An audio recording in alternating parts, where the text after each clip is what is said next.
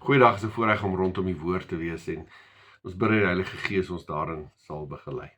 Ons kyk vandag na die tema hoe die woestyn en die woestyntyd, omstandighede, die rots en die heuning uit die rots deel is van jou en my lewe. Ons gaan kyk na Psalm 81 en ook 'n paar ander gedeeltes. Ek het ook heelwat van die navorsing van Tim Keller gebruik in hierdie preek wat ek graag gebruik ook in die navorsing wat hy gedoen het. Ons gaan lees Psalm 81 vir die koorleier met musiek van Asaf.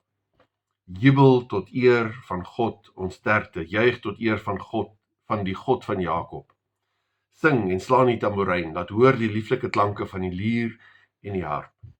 Blaas die ramshoring op nuwe maan, met volmaan op ons feesdag, want dit is 'n instelling vir Israel, 'n verordening van God, van die God van Jakob.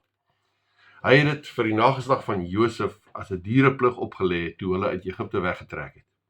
Wat hulle toe nog nie geweet het nie, het hulle gehoor. Ek het 'n swaar drag van julle skouers afgehaal, julle kon die mandjies neersit. In julle nood het julle geroep en ek het julle gered. Ek het julle uit 'n donderwolk geantwoord, julle by die waters van Meriba op die proef gestel. Luister my volk, ek gee julle opdrag Israel, luister na my. Daar mag vir julle geen ander God wees nie. Julle mag voor geen vreemde God neerbuig nie. Ek is die Here julle God wat jy uit Egipte laat wegtrek het. Wat julle nodig het, sal ek in oorvloed gee. Maar my volk het nie na my geluister nie. Israel wou niks met my te doen hê. Daarom het ek hulle laat begaan in hulle koppigheid en hulle het hulle eie sin en wil gevolg. Ag, as my volk maar na my wou luister, as Israel maar my wil wou doen, hoe gou sou ek nie hulle vyande op hulle knieë bring en hulle teestanders met my eie hand verslaan nie. Die wat voorgee dat hulle die Here dien, maar om haat, hulle straf sal vir altyd duur. Maar vir julle sal hy voed met die beste koring, julle versadig met heuning uit die rots. Hierdie Psalm 81 gee vir ons 'n perspektief op die lewe wat ons hier op aarde het. Dit is iets van 'n lewens- en 'n wêreldbeskouing wat vir ons gegee word, die werklikheid van 'n gebroke bedeling na die sondeval, maar ook die werklikheid van 'n ewige bedeling waarin ons nou reeds deel het, en hoe ons beide leef, nou, vandag en hier. Die agtergrond van hierdie Psalm is eintlik die woestyntog na die bevryding van die volk Israel uit Egipte uit. Ons lees in vers 6 dat die fees gevier moet word as 'n verpligting toe hulle uit Egipte weggetrek het, die woestyne, ter herdenking van juis hulle verlossing uit Egipte. Die hittefees, soos dit omskryf word eintlik in vers 2 tot 5, is om die verlossing te vier, sodat hulle moet terugdink aan die tyd ook toe hulle in tydelike tente in die woestyn geleef het en God vir hulle inderdaad daar gesorg het.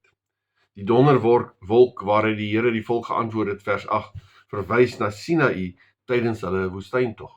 Ook die toetsing by die waters van Meriba, vers 8, verwys na dit wat in die woestyn gebeur het, die geskiedenis wat vir ons verhaal word in Eksodus 17, vers 1 tot 7.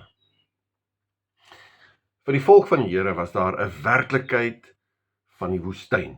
Dit word ook vertaal met wildernis, maar wildernis is nou nie soos ons baie keer dink in ons konteks van bos en wilde diere en Tarzan wat daar rondswaai nie.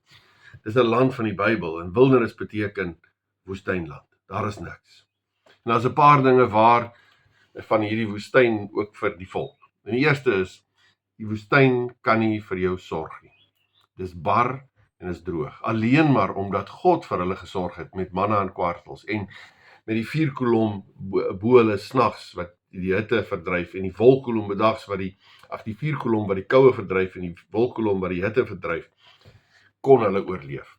Hulle diepste behoeftes is egter nie bevredig in die woestyn nie. Hulle het nie tuis gekom in die woestyn nie. Die woestyn was nie die doelwit of die eindpunt nie. Die woestyn was 'n deurtog na die beloofde land. Vir ons is daar ook binne hierdie bedeling waarin ons nou leef hier op aarde, in hierdie bedeling na die sondeval, is daar 'n werklikheid van woestyn. Daar vir ons, in ons elkeen se lewe is daar 'n woestynfase. woestyn waar dinge regtig skeefloop en groot uitdagings is, waar dinge so anders ter uitdraai as wat ons gedink en beplan het. En dalk het jy klein woestyntye beleef, dat jy groot, maar dit is ook nie 'n waarborg dat jy nie woestyntye in die toekoms gaan beleef. Maar woestyn het egter ook 'n aspek in ons lewe, is daar ook 'n aspek van ons lewe binne hierdie gebroke wêreld, en dit is, dat al gaan dit selfs uiterlik voorspoedig, ook in ons omstandighede, is daar dalk 'n aspek van ons lewe, wat eintlik woestyntyd in ons lewe is, 'n woestyn aspek in ons lewe, dalk in ons gesinsverhoudinge, dalk 'n familielid of vriend, wat worstel en jy is daarbey betrokke, dalk is dit finansiële aspek, dalk is dit jou gesondheid, dalk is dit die beroepssituasie of 'n bepaalde ding in jou lewe waarmee jy worstel. Partykeer is jou lewe eintlik goed, maar as hierdie aspek, hierdie woestyn aspek. Woestyntyd beteken eintlik egter ook vir ons, eintlik maar ons hele lewe. Ons leef tans in 'n gebroke bedeling na die sondeval vir nou en vir hier. Ons is omring deur gebrokenheid en verganklikheid. Daai gebrokenheid, verganklikheid kom partykeer baie naby en ons staan partykeer bietjie verder. Maar ons is in 'n gebroke wêreld, maar op pad na die volmaakte beloofde land in die hemel, waar daar volmaaktheid sal wees. So, ook in ons lewens is daar 'n woestynfase, is 'n woestynseisoen, daar's partykeer 'n aspek, daar wel ook goed gaan, maar eintlik moet ons ook sê, hierdie is nie ons tuiskoms nie. Ons tuiskoms is die ewige lewe en hierdie is 'n gebroke werklikheid waarbinne ons leef. Die werklikheid van nou en hier. Ons leef in 'n stikkende wêreld. Ons gaan nie hier 'n tuiskoms vind nie. Ons gaan nie hier waarlik lewensvervulling vind in die dinge van die wêreld. Ons leef in 'n wêreld waar ons die woestyn van die lewe sien en ervaar. Ja, selfs ons wat in 'n verhouding met die Here staan, ons wat kinders van God is vir nou nog in hierdie wêreld. Ons is nie verhewe bo woestynfases, woestynaspekte en 'n woestynlewe nie. Partykeer, dan wil ons verhouding met die Here gerig maak tot hierdie wêreld en gefokus op hierdie woestyntyd. Met ander woorde, ek het 'n verhouding met die Here en ek wil in 'n verhouding met die Here leef, sodat hy in hierdie lewe alles sal omdraai en tot my vreugde en tot voorspoed sal bewerk. Nou, natuurlik is dit so. Natuurlik werk ons as kinders van God ook altyd mee tot herstel en tot geregtigheid en tot vreugde en heelheid en om dit in te dra in elke woestynsituasie. Natuurlik gee die Here ook die belofte in sy raadsplan dat alles ten goeie sal meewerk selfs in hierdie tyd vir die wat hom liefhet, Romeine 8 vers 28. Maar hierdie bedeling in hierdie lewe en hierdie bedeling is nog nie die beloofde land nie. Dis nie die ewige lewe nie. Ons leef in 'n werklikheid van woestyn en woestyntye, al is daar ook selfs positiewe dinge wat as gevolg van God se genade ook gebeur in die woestyn. Ek weet nie wat jou woestyn situasie of fase dalk is nie. Ek weet nie waar jy jou tans bevind nie. Ek weet nie watter geleenthede is daar dalk oor jou pad wat jou wil oorweldig nie. Ek weet nie wat jou situasie is nie. Maar God weet. God het jou nie vergeet nie.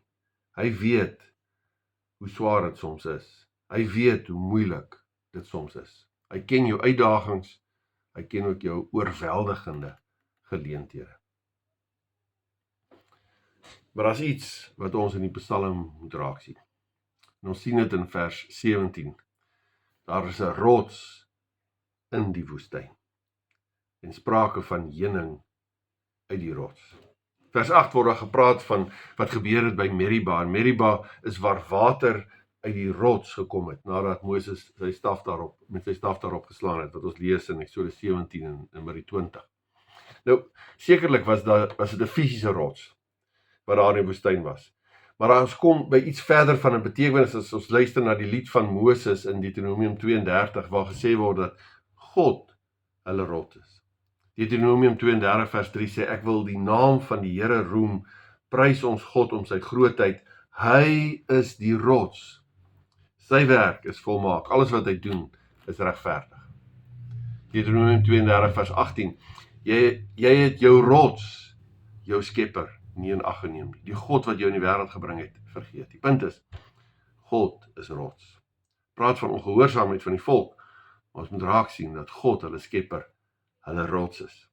Lees ook in 2 Samuel 22, die Here is my rots, my skuilplek en my redder. Vers 3, my God, my rots, by wie ek skuil, my skild en sterke verlosser, my veilige vesting, my toevlug, my bevryder. Hy is my rots. Waarlik, wie anders as die Here is God? Wie anders as ons God is 'n rots? 1 Korintiërs 10 vers 4 praat van die volk wat gedrink het uit die geestelike rots wat met hulle saamgegaan het. Die rots was Christus. Die punt is, die Here openbaar hier, ja, daar is 'n werklikheid van 'n woestyn, na die sondeval, ook vir gelowiges, maar daar is 'n rots in die woestyn.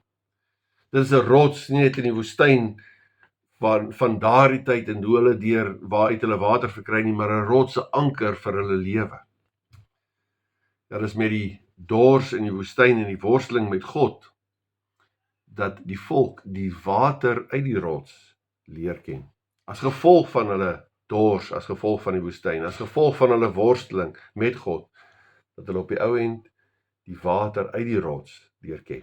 Ook die fees, was verkering nou die hittefees wat gevier is, vir die agtergrond van Psalm 81 is daar 'n ritueel waar water uitgegiet word, wat terugverwys na die versorging van die Here toe water uit die rots gekom het.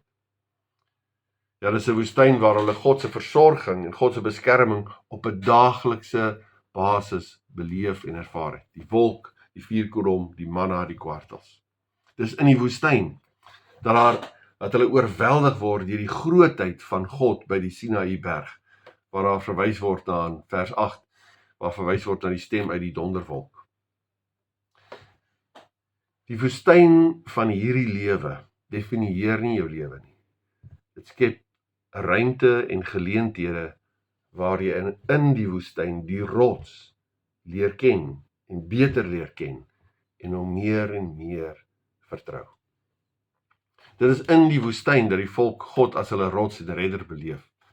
En dan sien ons ja net die genade en die redding van God. Dit is merkwaardig as mens gaan kyk vers 8, waar dit gaan oor die waters by Meriba, waar die volk nou dors gehad en gesê het, maar wat nou, moet ons nou omkom. Met ander woorde, Meriba beteken ook risie.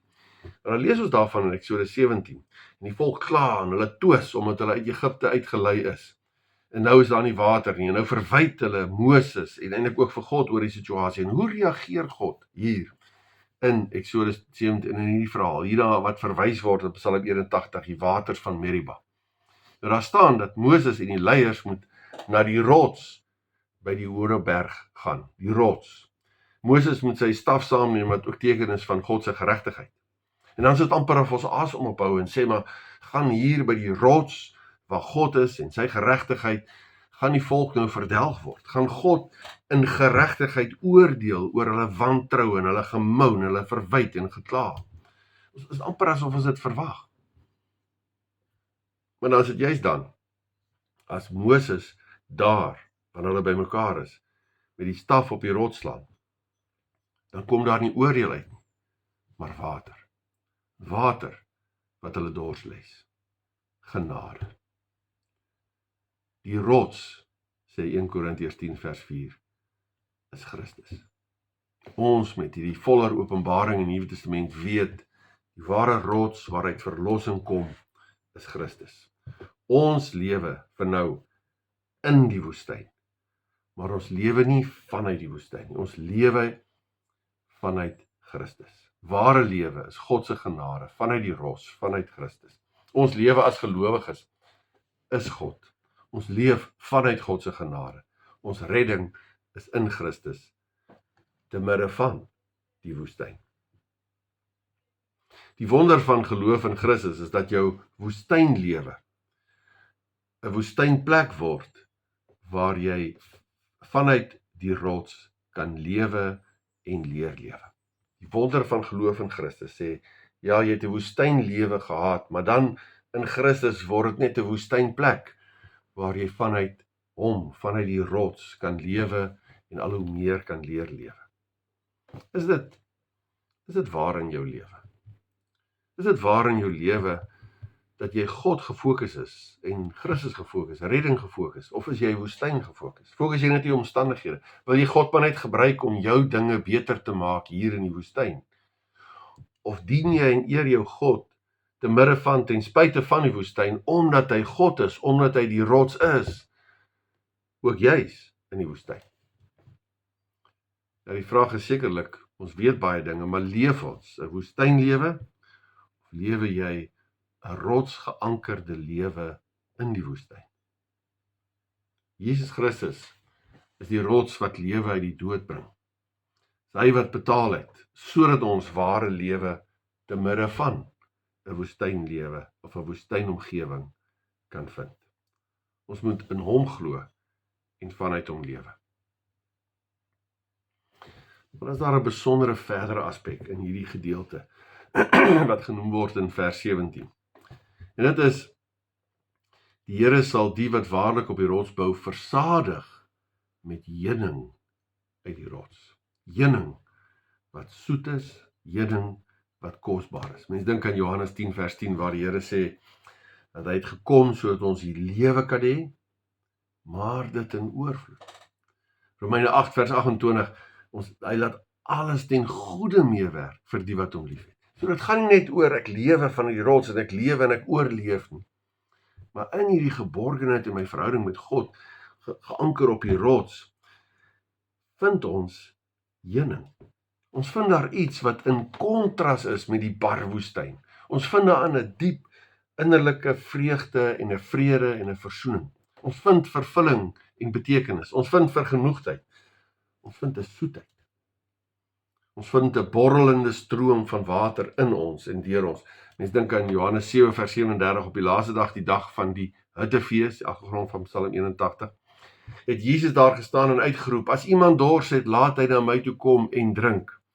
Met die een wat in my glo is, soos die skrif sê, strome lewende water sal uit sy binneste vloei. Hiermee het hy na die Gees verwys, want die mense wat tot geloof in hom kom, sou die Gees ontvang.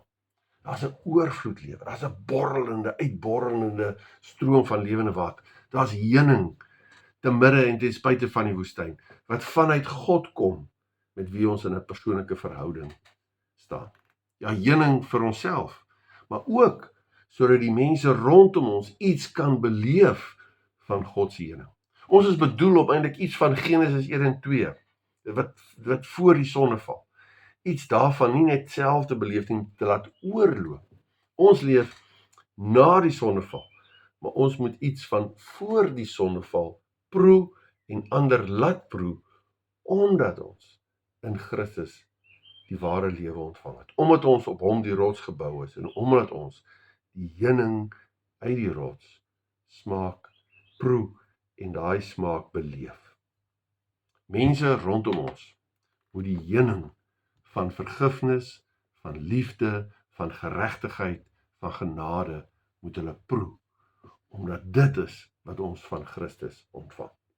Ons moet 'n heuning smaak, nie net self proe nie, maar ons moet 'n heuning smaak gee in 'n woestynwêreld. Want ons kan. Want die rots waaruit die heuning kom, leef deur sy Gees in ons. 1 Korintiërs 3 en 6. Ons moet die heuning van God se genade proe en deel. Ja, ook die genade, ja, van eerste plek, die genade om oorweldig te word deur Christus se liefde. Maar ook die mooi, die betekenisvolle momente, die lekker dinge, die voorspoed wat ons wel mag beleef in God se genade te midde van 'n woestynbedeling. Hierdie dinge wat met ons gebeur, wat ook positief is nie die bron van ons lewe nie, Christus is die bron, maar vanuit die bron, vanuit die heuning, beleef ons ook hierdie dinge in ons omstandighede en geniet dit as 'n gawe uit die hand van God. Ons fokus plek so op die gebrokenheid, dat ons die lekker van Roomhuis by ons laat verbygaan. Dat ons 'n mooi sonsondergang miskyk en die God agter dit miskyk. Dat ons die mense wat ons God rondom ons gee, nie waardeer nie. Dat ons dit wat ons wel het en beleef, nie erken nie. Ja, meer nog, soos ek net gesê, die groot ding, dat ons die teenwoordigheid van God te midde van 'n woestynwêreld nie beleef nie. Ons moet die heuning wat God vir ons gee, uit die rots, uit Christus, omhels en waarlik beleef. Maar wat ons nie moet mislees in hierdie Psalm nie, is dat daar 'n verantwoordelikheid is, 'n opdragte ingeweef in hierdie Psalm. Juis omdat ons op die rots is, omdat ons die heuning van die rots beleef. Is daar opdragte in hierdie Psalm, daar seker baie meer, maar in die Psalm is daar besonder 3 aspekte waarby ons gaan stilstaan, want genade is verniet, maar dit is nie goedkoop nie. Ons ontvang hierdie rots en die water uit die rots en die heuning uit die rots, ontvang ons verniet, maar daar's duur voorbetaal. Christus het betaal met sy eie bloed. So God se genade kry jou waar jy is en soos jy is, maar God se genade los jou nie waar jy is en soos jy is. Saam met God stap jy die pad om gehoorsaam te wees aan sy wil en inderdaad deur die Gees ook in jou se dade, woorde en denke getransformeer te word. God se genade is sonder verdienste van ons kant, maar dit dring ons tot 'n genade lewe. In die Psalm 81 minstens 3 opdragte. Vers 2 sê lofprysing en jubeling. Dit gaan oor dat jy in 'n feestyd waar die agtergrond daarvan Psalm 81 is, moet gaan jubel, en dan gaan dit nie oor of jy lus is of nie op daai besondere dag nie. Jy moet gaan lofprys, jy moet gaan jubel voor die Here. Vers 5 praat van die instelling en die verordening, die opdrag tot lofprysing. Het gaan dus nie oor wanneer ek voel moet ek lofprys. Het gaan nie oor wanneer omstandighede vir my gunstig is en dit vir my maklik is om die Here te loof, dat ek die Here moet loof. In alle omstandighede moet ek die Here loof, want hy is God. En deur die rots Christus sit ek deel in 'n verhouding met hom, en uit die rots ontvang ek genade en heuning, en daarom moet ek te alle tye loof en prys. Tweede opdrag in vers 14, luister na God se stem en opdragte, om dit te gehoorsaam. Ag, as my volk maar na my wou luister, Israel maar my wil wou doen, so staan dit daar. Ons is vandag, het ons so duidelik in die Bybel, dit wat die Ou Testamentiese gelowiges, selfs die eerste Nuwe Testamentiese gelowiges nie gehad het. Ons het die volle Bybel, wat ons ontvang met die openbaring van wie God is en wat God se wil is. Maar is ons besig met daardie openbaring? Is ons besig met die woord? Lees ons die woord? Mediteer ons die woord? Spits ons ore? Spits ons harte? Gebruik ons tyd om juist uit te kom by, om te luister, te verstaan, maar ook te doen dit wat God in sy woord vir ons sê, dit wat God se wil is. Is God se wil en God se woord die deurslaggewende in ons lewens? Of is ons omstandighede en my eie ek baie keer die deurslaggewende in ons lewe? God sê, gee ons die opdrag, en ons moet gehoorsaam wees aan hom. Maar dan die derde opdrag, vers 10, waar die Here sê, daar mag geen ander gode, geen ander God wees nie. Daar mag geen afgode wees nie. En die ding is eintlik maar, waarna gryp ons wanneer ons swaar kry? As dit iets anders as God is daardie ding juis waarskynlik jou afgod. Of waarna jaag jy? Waarna jaag jy in hierdie lewe? Wat dryf en motiveer jou, en wat bepaal jou prioriteite en jou tydsgebruik?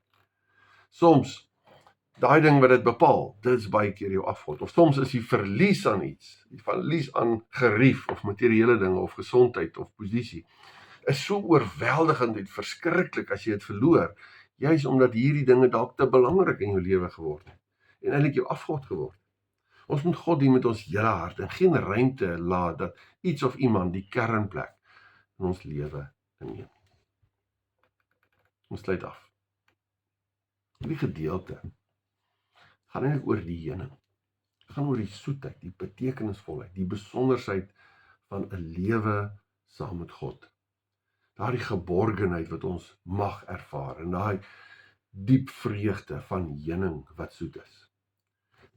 Dit kan en dit moet waar wees in jou en my lewe. En dit moet ook 'n effek hê op die lewe, op die mense rondom jou. Ja, hierdie dinge, hierdie heuning, hierdie geborgenheid, hierdie vreugde, hierdie diep innerlike vrede, is eintlik net 'n byproduk wanneer ek in die rots, God en Christus bly. Die rots wat lewende water voortbring. Die rots waar ek skuilik vind, en waar ek in verhouding met hom die heuning proe. Amen. Kom ons bid saam. Onse Vader wat in die hemel is, dankie dat U die rots is, ook as die storms hoog is, en wanneer dit voel of ons gaan afval of omval, is U die een wat ons vashou. Dankie Here dat ons in alle omstandighede ons oë op U kan hou en die geborgenheid van U genade mag beleef. Here, ek wil bid vir elkeen wat ook hierna luister en hierna kyk. Bid Here dat U elkeen in sy of haar omstandighede sal dra, sal nuwe krag gee, sal nuwe perspektief gee. Here, en sal oorweldig met U liefde. Ons bid dit in die naam van ons Here Jesus Christus. Amen. Die genade van ons Here Jesus Christus, die liefde van God, en die gemeenskap, die teenwoordig wees, die begeleiding en die troos van die Heilige Gees, is en bly met U elkeen. Amen.